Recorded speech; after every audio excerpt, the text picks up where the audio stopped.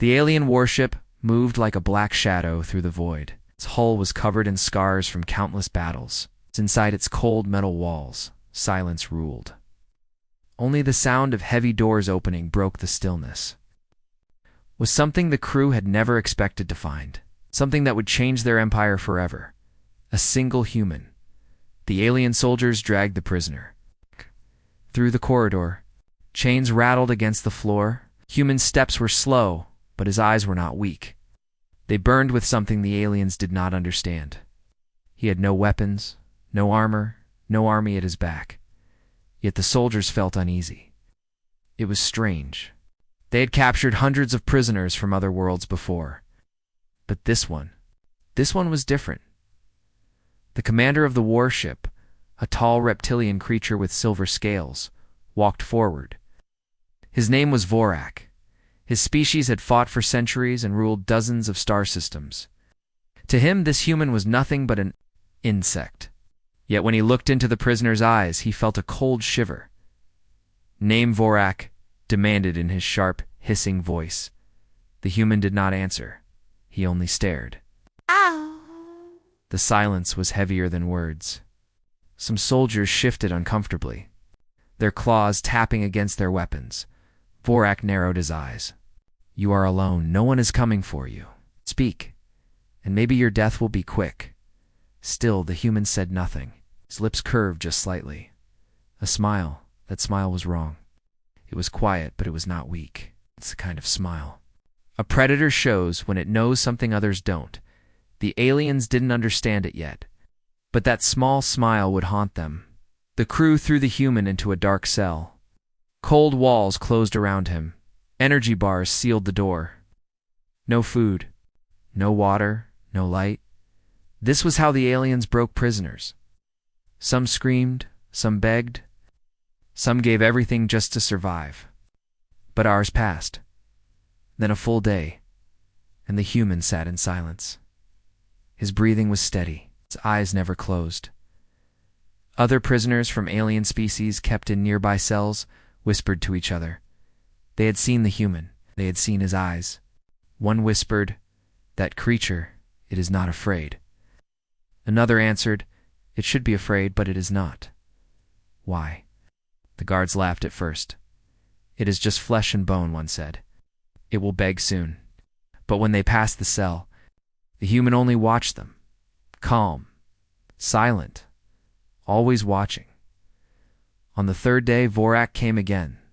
He stood outside the cell and studied the prisoner. "Your species calls itself human," he said slowly. "We have heard stories.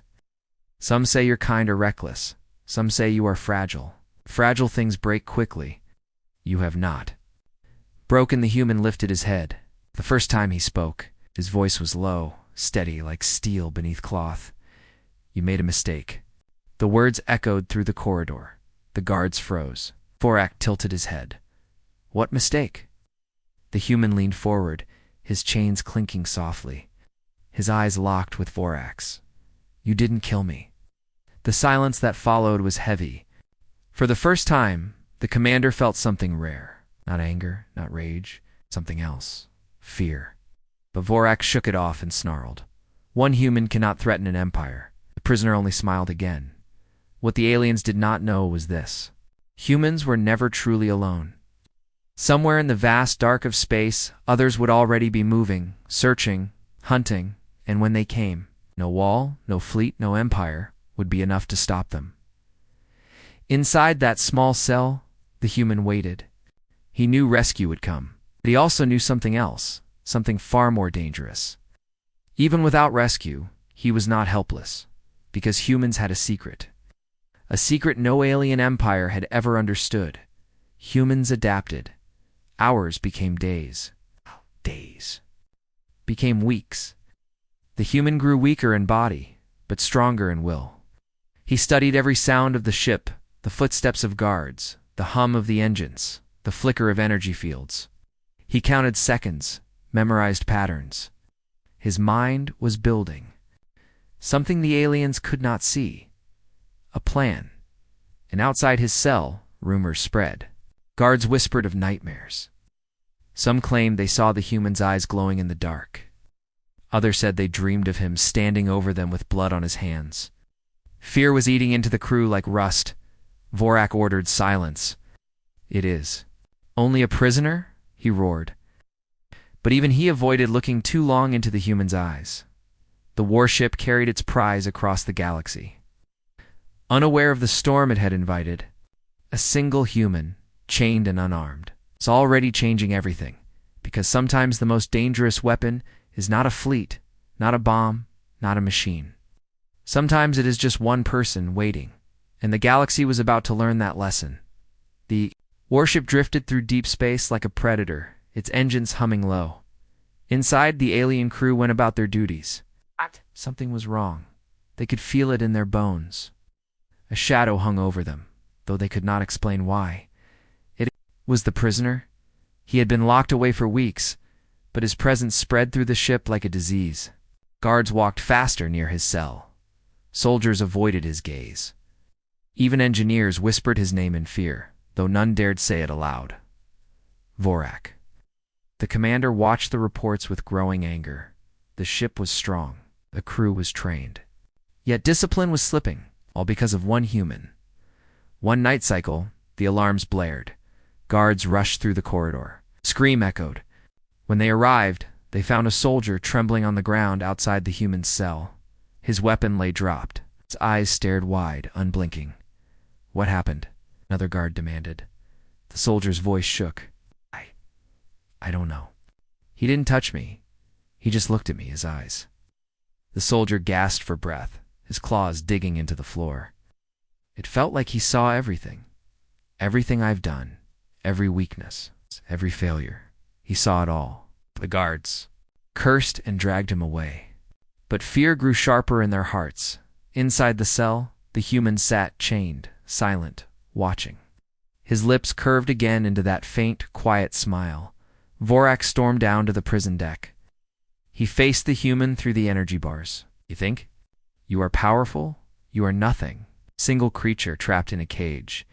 My empire spans galaxies. You will die forgotten." The human tilted his head. His voice was calm, like ice on steel. "Empires fall, cages break, and death. Death does not frighten us." Vorak snarled, his tail lashed the floor. "Your kind are reckless animals? You fight without reason. That is why your worlds burn." But the human only whispered, "That is why we win." Those words sank into Vorak's mind like blades. For the first time, he ordered something unusual. The human would be studied. The scientists of the warship would examine him, learn his limits, and strip away the mystery. The scientists came with scanners, needles, and machines.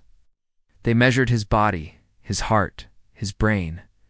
They cut him, but he did not cry out. They starved him, but he did not beg. They tried to force images into his mind, but the human resisted with silent strength. One scientist grew frustrated. "Why does he not break? Every species breaks." Another shook her head. Perhaps this species is different."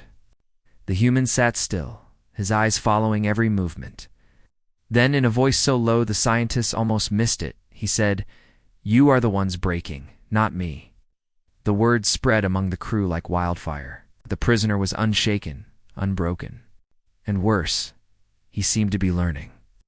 He studied their language, their routines, their ship. Every detail stored in his mind like a weapon. Weeks passed. The human grew thinner, but his spirit grew sharper. He learned how the guards swapped shifts. He learned when the engines were loud enough to mask noise. He learned where the keys to his chains were kept. And then, one silent night cycle, he moved. The guards outside his cell heard nothing. One moment he was sitting in chains, the next the energy field flickered, sparks flashing.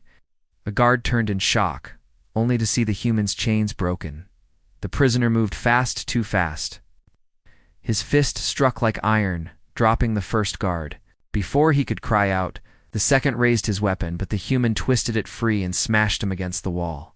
Silence returned, broken only by the hum of the engines. The human stood in the corridor, breathing hard. His body was weak, but his mind was fire. He had waited. He had learned. Now he was free. He took the guard's weapon and studied it. His hands moved quickly, understanding the alien design faster than the scientists ever believed possible. Humans, after all, adapted. The alarms began to wail again, red lights flashing across the ship. Soldiers rushed to the prison deck. But by the time they arrived, the cell was empty. The prisoner was gone. Vorak stood on the command bridge, his claws digging into the chair. "Find him!" he roared. "He cannot escape this ship." But deep inside the warship's endless halls, the human was already moving like a shadow. Every step was careful. Every choice was deliberate. He was not only escaping, he was hunting. The Empire thought it had captured prey, but in truth it had locked a predator inside its own den. And now, the hunt had begun. The warship floated through deep space, but inside, panic spread like fire. A prisoner was loose. "Not just any prisoner, a human!" Klaxon screamed. Red lights flashed across every corridor.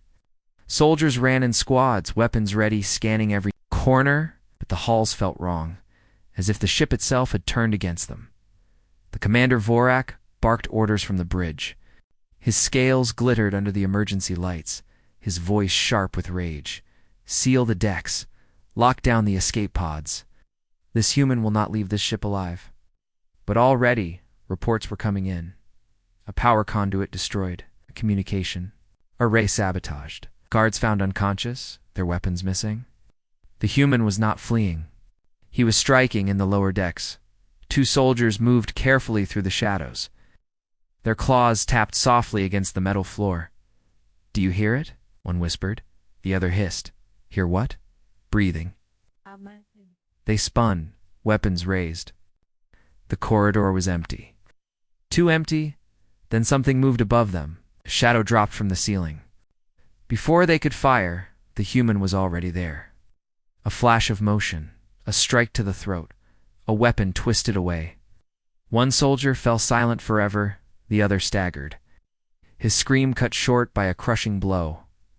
The human dragged their bodies into the dark and vanished again. Word spread fast. Soldiers began to fear the very silence of the ship. Every corridor looked like a trap. Every shadow hid danger. The warship had become a hunting ground, and the crew realized they were not. The hunter's Vorak slammed his fist against the command console. How is this possible? He was one prisoner. One. A trembling officer whispered, "Commander, humans are different. We should kill him at once. Burn him out with fire. Vent the deck to space." Vorak snarled. "No, I will not waste. My ship for one creature, we will crush him the old way." But his words did not calm the crew, for already stories were spreading. Some said the human could see in the dark. Others said he could move faster than sight. Some even claimed he did not bleed like other creatures. Fear was winning. Meanwhile, the human moved with purpose. His body was weak, but his will was unbroken. He remembered every detail from his weeks in captivity, where the guards walked, how the engines pulsed, where the vents carried air. He was turning the ship itself into a map of survival. He slipped into the engineering bay. The crew there worked, nervously, sparks flying from the machines. They never saw him coming.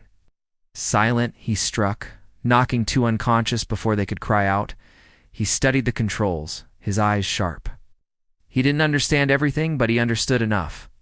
With careful hands, he overloaded the coolant system. A low rumble echoed through the ship as alarms screamed again. Engineers rushed to fix the problem, but the human was already gone, slipping back into the dark.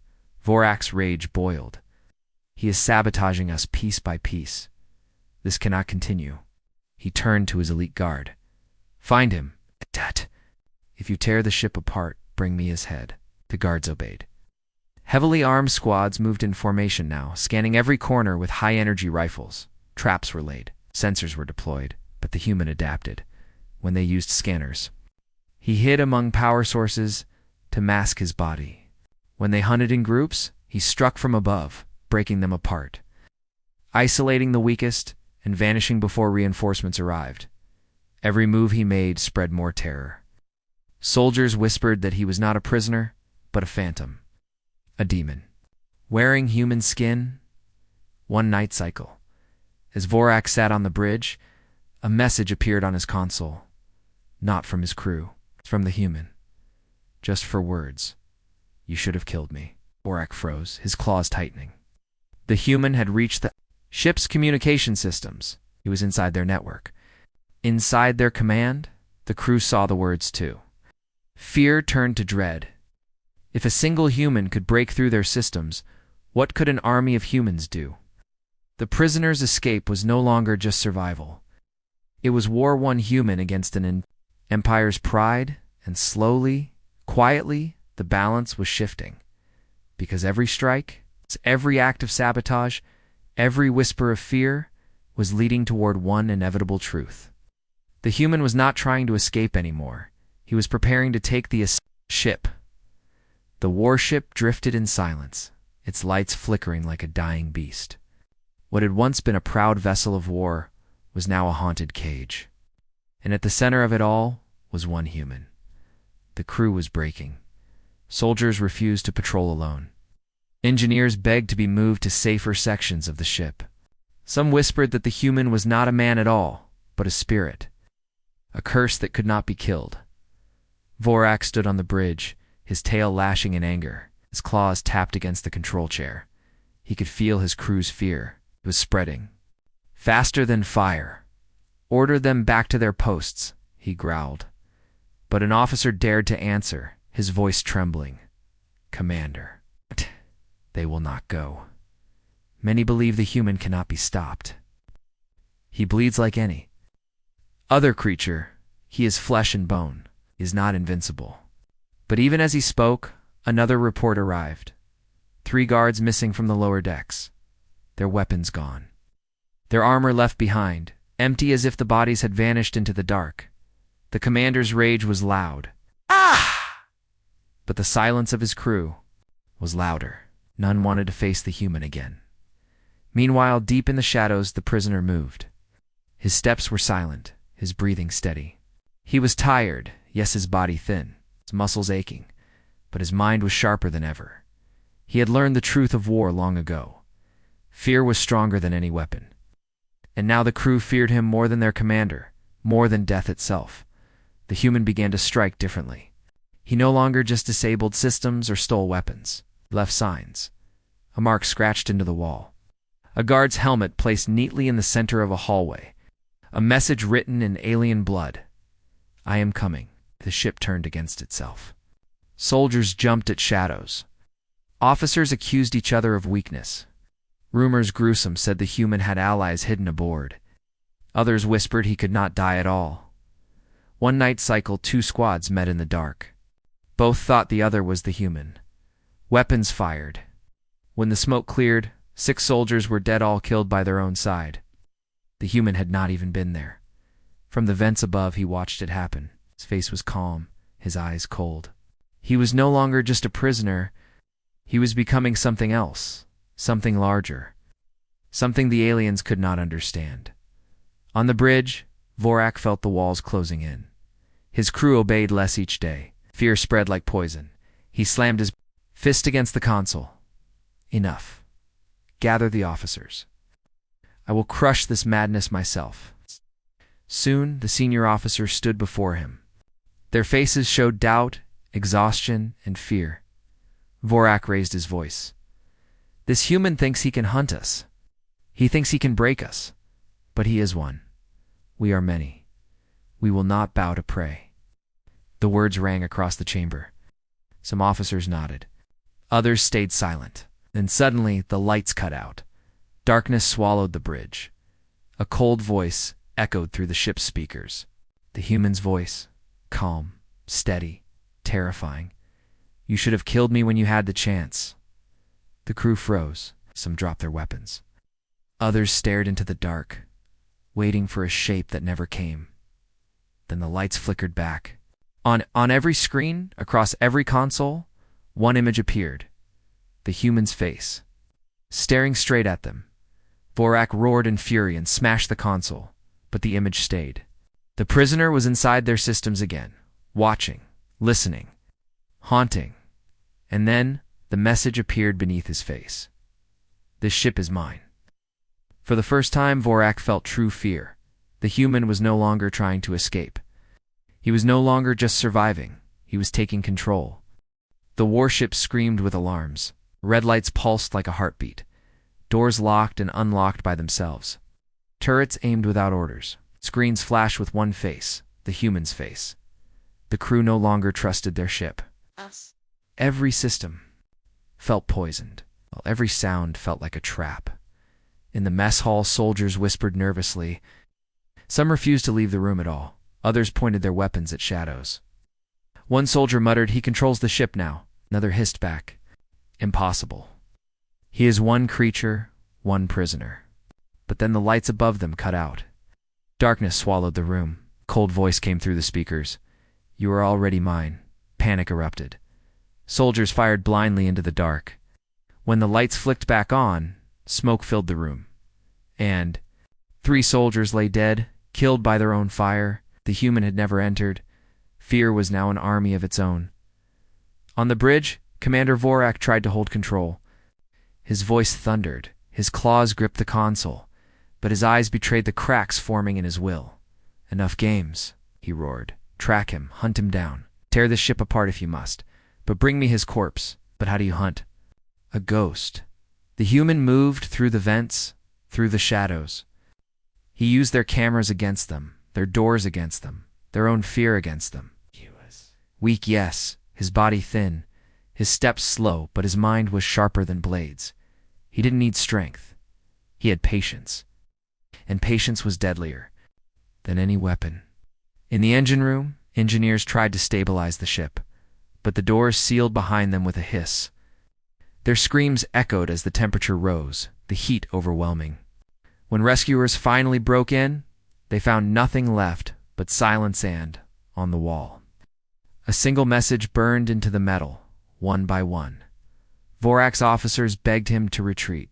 "Commander, we must abandon the ship before he kills us all." But Vorak's pride was greater than his fear. His scales glittered in the dim light, his voice sharp. "This is my ship, my empire. No human will take it from me." He ordered his elite guards to the lower decks, armed with heavy rifles and flamethrowers. "Flush him out," Vorak commanded. "If he hides in shadow, burn the shadows away."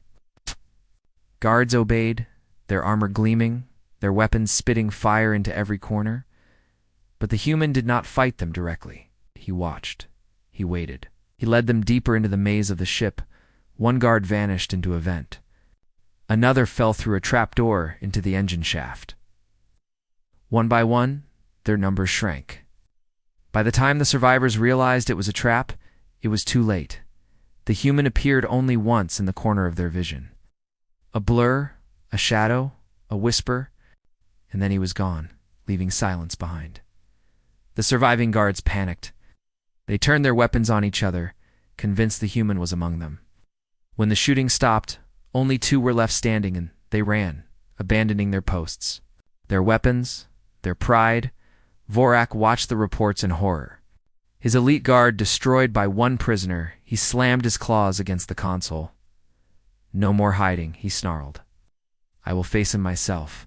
But even as he said it, another screen lit up. The human's face appeared again, calm, steady, unbroken. "You still don't understand," the prisoner said.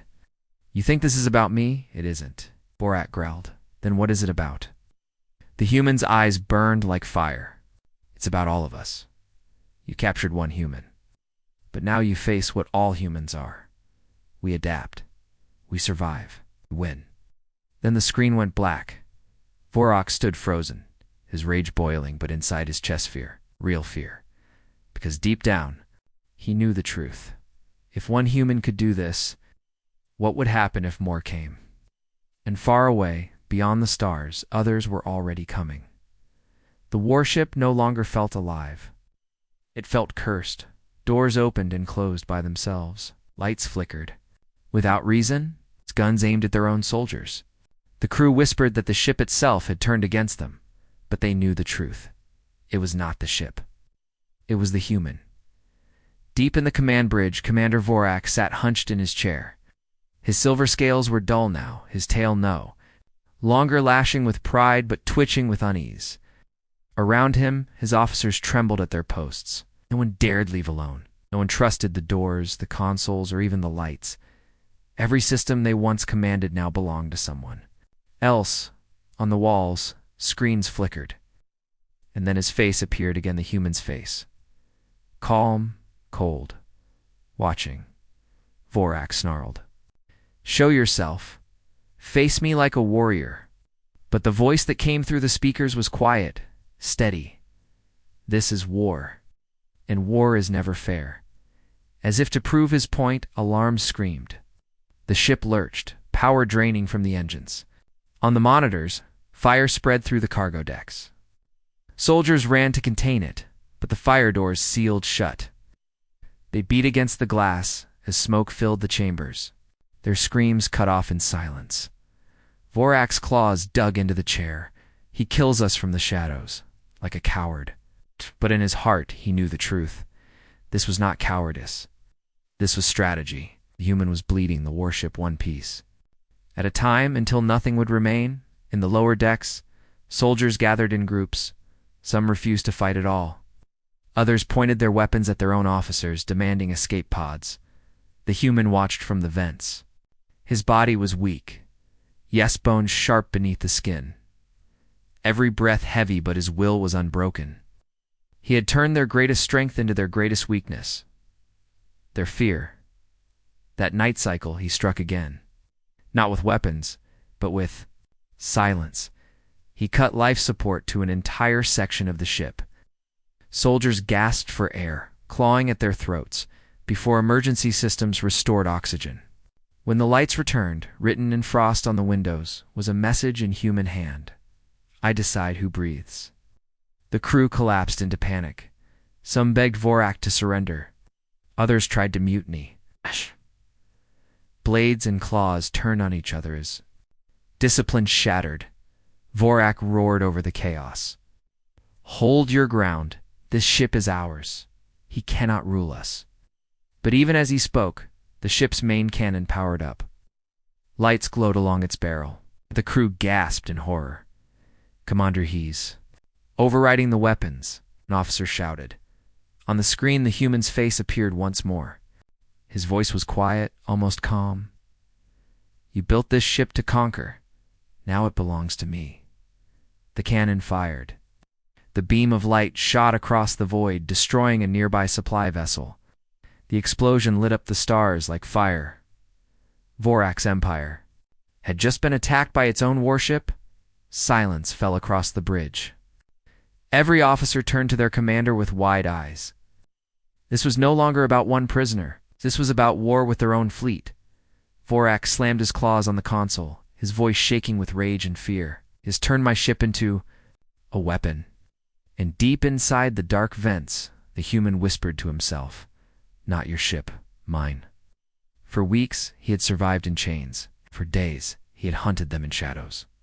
But now the warship itself was his body, his weapon, his voice. The hunter had become something far greater. The prisoner was gone. The ghost was gone.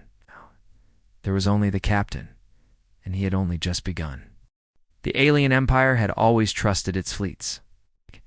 Its warships ruled the stars, its soldiers crushed resistance, and its commanders believed no enemy could stand against them.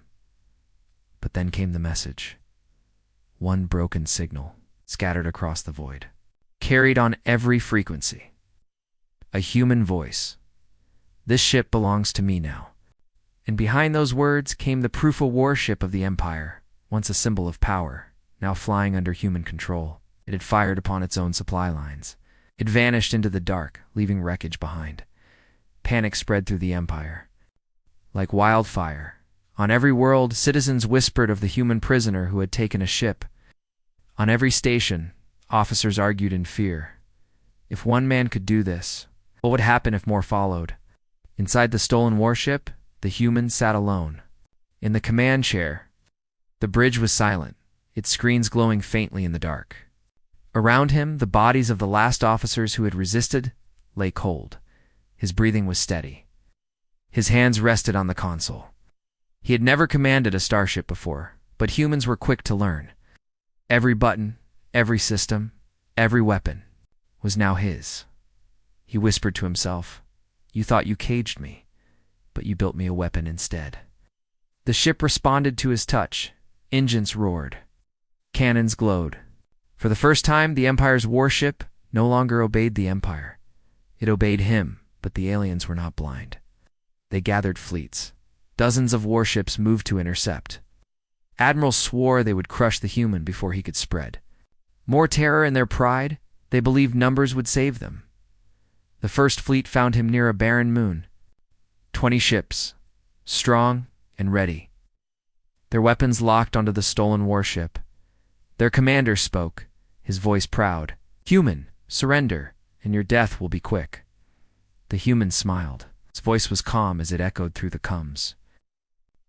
"Still don't understand, do you? You captured one of us. That was your mistake. Now you'll see why humans are never taken alive." The battle began. Alien cannons lit the void, beams tearing across space. The human's warship shook under the fire, shields sparking. But he did not run.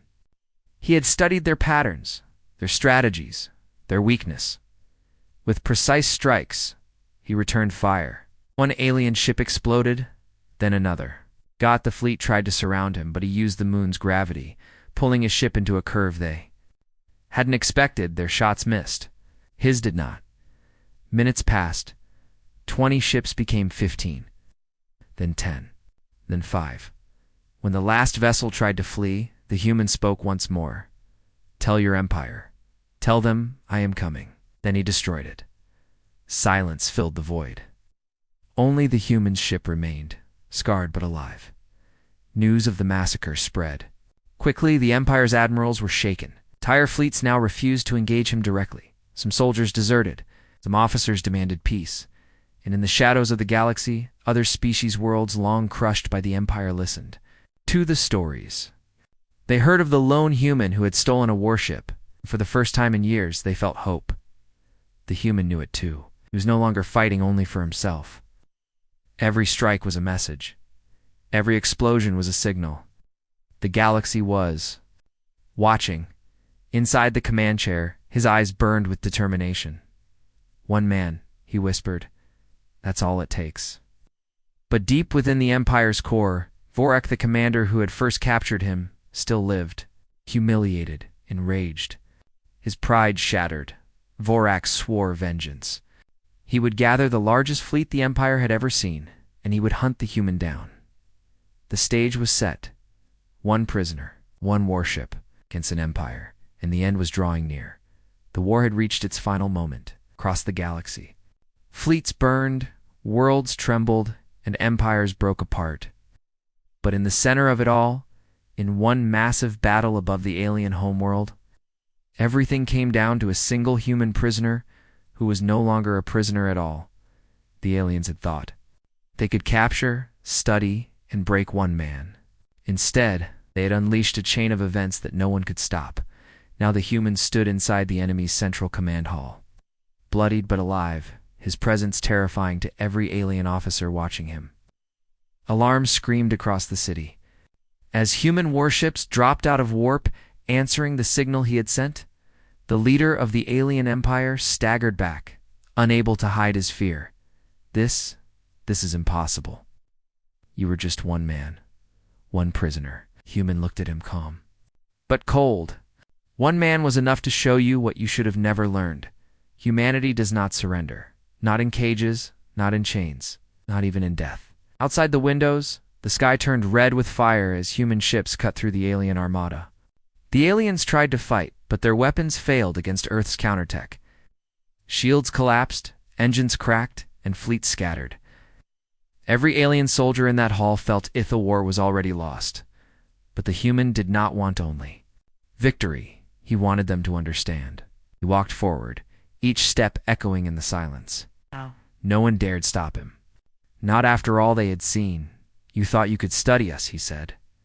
You thought one human life was small. But humanity is never small. One life carries the strength of billions behind it. And now you will see what happens when that strength rises together. The alien leader dropped to his knees. His voice shook. If we surrender, will you spare us? The human paused. Around them, the sound of explosions grew louder. Human boots thundered down the hallways as soldiers stormed the building. Prisoner turned to face the leader fully. Mercy is in our nature, he said, but mercy is not free. You will pay for every human life you've tried to break. You will answer for every chain you forged. And your empire will never rise again. The doors burst open, and human soldiers entered, weapons ready. They froze when they saw him, the man who had once been lost, captured, and alone. Now he stood, taller than ever, no longer a prisoner, but the symbol of Earth's vengeance. The commander of the human fleet saluted him. Sir, your signal reached us. We're here. The enemy fleet is broken. Orders. The human turned, his eyes still locked on the alien leader. For a moment, he thought of the cold cell where he had been tortured, thought of the endless questions, the cruel experiments, and the laughter of the guards. All of it had led to this day. He lifted his hand. End it. Earth's fleet unleashed its final strike. Entire alien warships vanished in light. Planetary defenses collapsed. In seconds, the capital city shook as human firepower tore. Apart the last of the resistance, the war was over, but silence fell heavy in the command hall. The alien officers lowered their heads, unable to look at the man who had destroyed their empire. That prisoner who had become their nightmare, the human finally spoke one last time. His voice was quiet, but it carried through every ear in the hall. Remember this day? You will tell your children, and they will tell theirs. You captured one human prisoner, and that was your greatest mistake. The human soldiers surrounded him then, their faces filled with respect and awe. For them, he was not just a survivor. He was living proof that humanity could not be broken, even in the darkest cage. As the fleet above prepared to leave the shattered planet behind, the man looked out through the broken windows at the burning sky. He did not smile. There was no joy in what had been done. But there was victory. A victory carved out of pain, sacrifice, and unbreakable will. And in that silence, the galaxy learned a lesson it would never forget. Humanity could be captured, beaten, even chained.